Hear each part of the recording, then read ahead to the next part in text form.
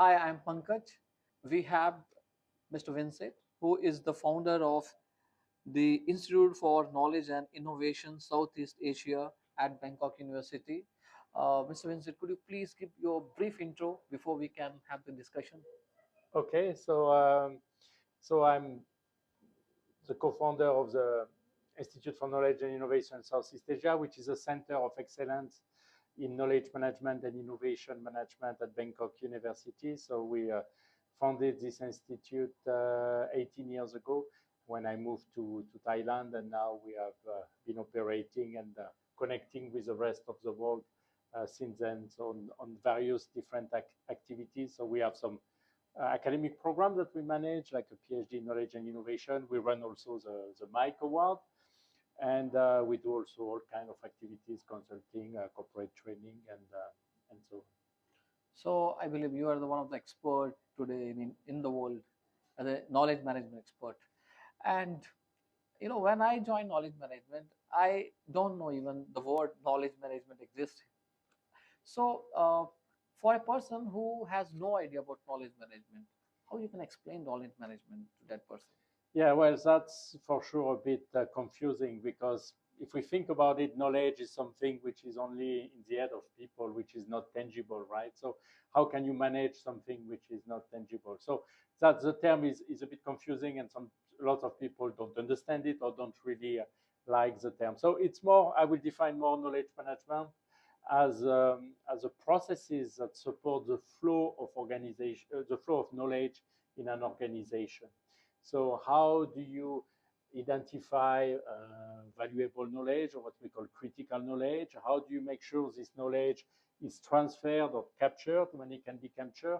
And how do you make sure it is transferred so to whoever might have a use for it, or it might help to very often to make a better decision or to be able to innovate. So innovation management are managing all these sub processes more or less that helps knowledge to flow in the organization. So if knowledge doesn't flow, then it loses its value. If everyone keeps their own knowledge and don't share it with others, then there is a lot of inefficiencies, and it's, yeah, I mean, everyone will lose the value of this key assets, of this key intellectual assets that is now a way for organization really to be See, there are two aspects which I believe is yeah. personal knowledge management, Yeah. and definitely the companies have their own system. First, I would like to understand how our personal knowledge, because I've met people at site level. We are from construction background, so at site level, people have 30 years of experience, Yeah. 25 years, and excellent technical expertise. Yeah. But when I ask them, where's your knowledge? And they don't have answers. So what will the message for these people, and how they can capture? Maybe they can revise it, they can recapitulate to cover which they have not covered yet. Yeah. So there is this paradigm with knowledge. Sometimes we don't know we know something until we are asked to use it or to implement it. And also, we know more than we can tell. So there are things that we know how to do, but that we cannot easily articulate, that we cannot express. Even so, we are willing to do that, but it's we know how to do it, but explaining it, that's what we usually refer as tacit knowledge. So it's knowledge, as you said, that was acquired through experience, and then later on becomes something quite automatic or easy for people to use and apply. But when you ask, like if you ask someone how do they swim, or how do they ride a bicycle, whatever, I mean, they cannot really explain every step, right? I mean, until someone has climbed into a bicycle and found the right balance. So that's the same thing for knowledge. So going back to your initial question, uh, so yes, these people have acquired a lot of experiential knowledge, which is valuable for them. Of course, that's what they use for their daily activities, but also for others to learn from, and from the organization. So then you need to find opportunities for them to share and transfer this knowledge. First of all, they might not be aware that they have knowledge which is valuable to others, so it's important for them to realize that they have valuable knowledge that maybe no one else has. And then there are all kinds of different activity to help them share and transfer this knowledge. So everything which can be explained and codified, then I mean you can interview these people, you can ask them to support them in trying to codify this knowledge, to articulate it. But all the part which is tacit, which is experiential, they cannot express it. And in that case, you need to get them to work with others. So like some pairing system or some mentoring or tutoring, so others can see how they work, how they make decisions, and they can slowly learn from these experiences. So creating such kind of opportunities for more junior expert or more junior technician or whatever to work with this expert is a way also to transfer this knowledge. Now there are also what we call communities of practice, which are also people who have the same interest or the same challenge, who meet regularly in order to be able to, yeah, I mean, discuss and learn from each other and help and support each other. And there is a lot of knowledge transfer and learning happening in this kind of cooperation. You spent around 30 years in knowledge management, and what do you see that the companies who don't have this knowledge management system in the companies and versus the companies who have? Well, I think that if you don't, so I mean, you can say what are the value and benefits of managing knowledge, but you can also look at it from the other side of the coin.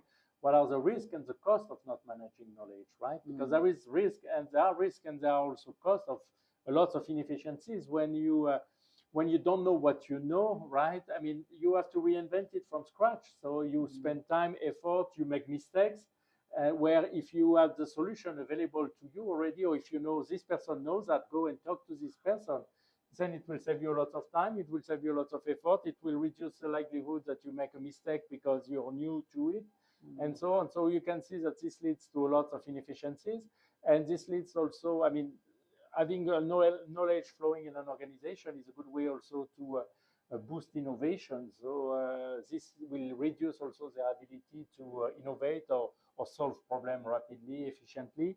It will prevent them also to become a learning organization, so being able to rapidly adjust and adapt in a VUCA world or whatever, when we don't know what tomorrow will be like. Organization might have to readjust their procedures, their approach, or whatever, if they don't have also this ability to identify who knows what and to rearrange themselves. So it has a lot of implication, and unfortunately, there are still a lot of organizations that don't see it as a critical dimension. But we are living in a knowledge economy. So in a knowledge economy, knowledge is a raw material, and it's a source of value. So if you don't know what you know, and if you don't manage this knowledge, well, I mean, you're unlikely to be a leader in your field. Yeah. Coming to this uh, innovation, Yeah. what is the connection between innovation and knowledge management?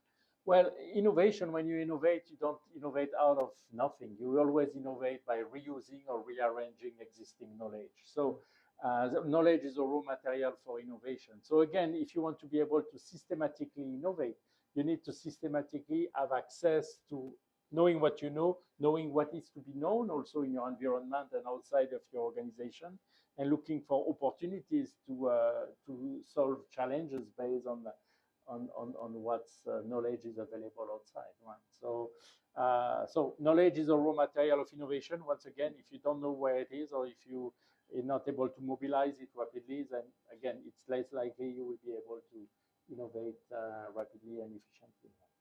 Mhm.